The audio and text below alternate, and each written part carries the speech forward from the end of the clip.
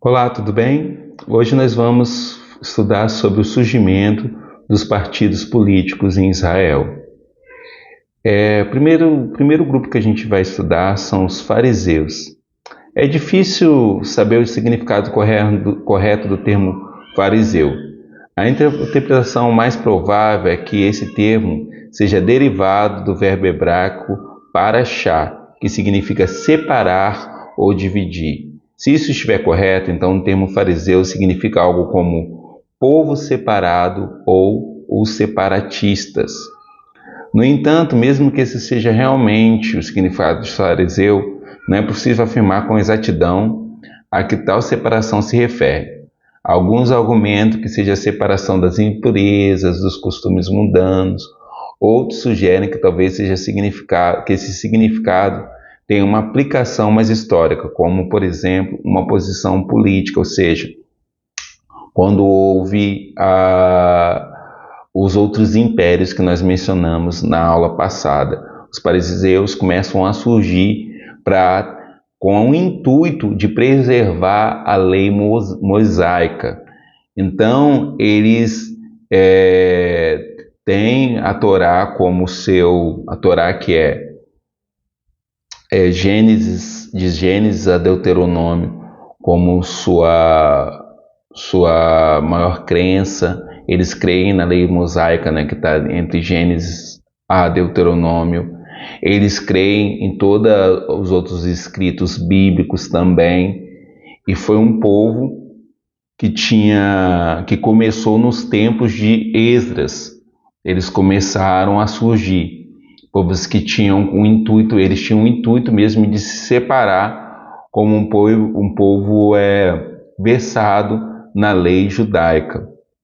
Logo após, você vai ver também, quando estiver lendo o livro de Mateus, você vai ler bastante sobre os saduceus.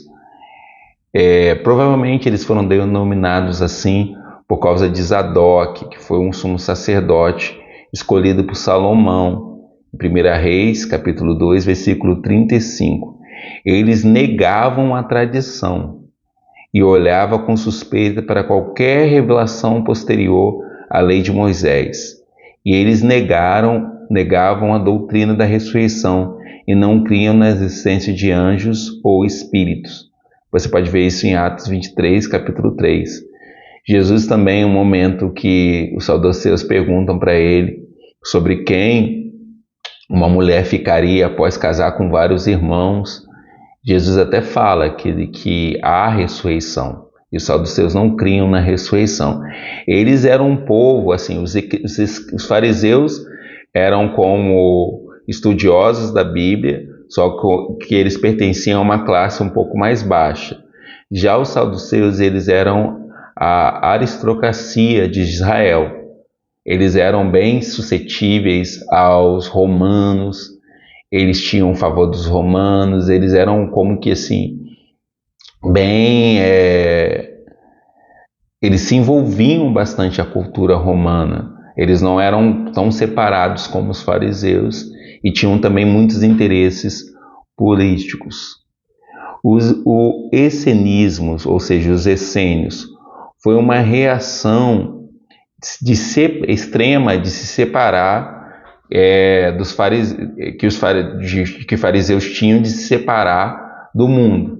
Eram pessoas que viviam escondidas, eles viviam também o celibato, eles davam atenção ao estudo das escrituras, à oração e às lavagens cerimoniais. Suas posses eram comuns e eram conhecidos por suas laborosidade, por quanto que eles trabalhavam e pela piedade. Tanto a guerra quanto a escravidão era contrária aos seus princípios. No tempo de Jesus, os essênios já haviam sido trucidados pelo Império Romano, mas ainda havia um movimento, tanto que entende-se que o João Batista ele fazia parte desse partido em algum nível, ele tinha alguma influência, pela forma que ele vivia no deserto, pela forma de se separar. Nós depois temos os escribas, que não eram uma seita, mas sim membros de uma profissão. Eles eram, em primeiro lugar, copistas da lei.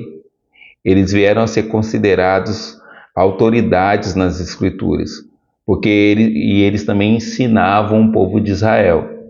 Eles, naquela época, né, nem todo mundo lia, nem todo mundo escrevia.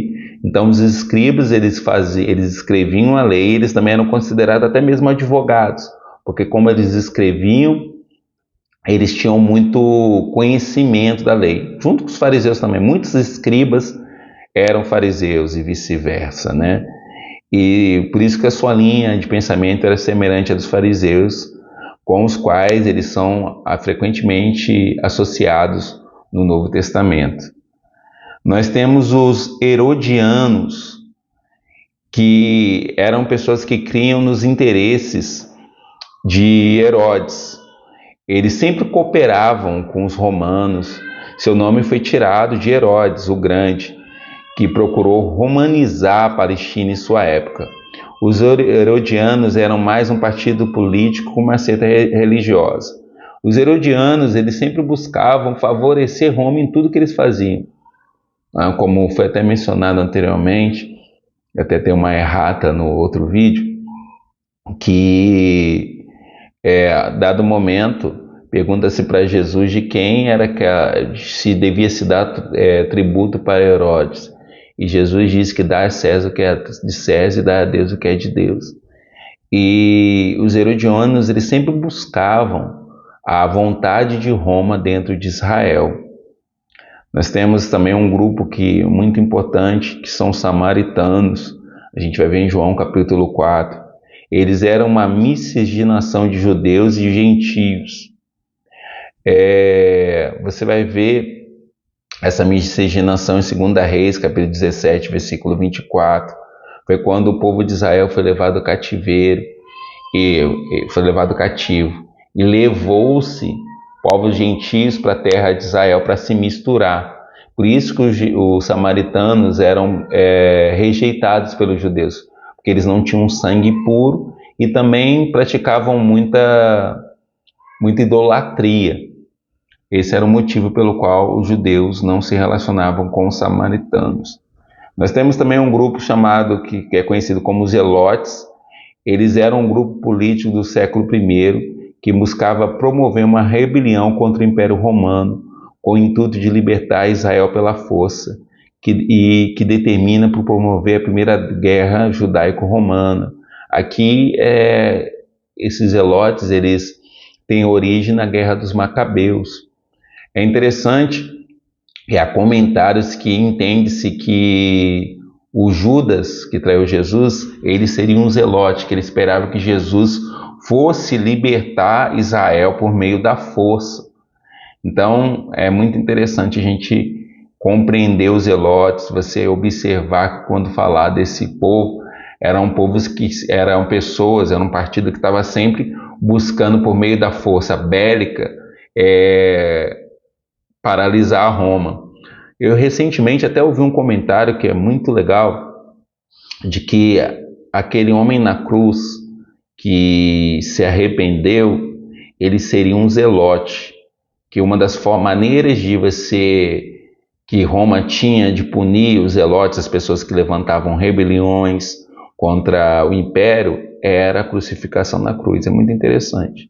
Não é um indício comprovado, mas é interessante pensar sobre isso. O último partido que a gente vai falar são os publicanos. Eles eram coletores de impostos nas províncias do Império Romano.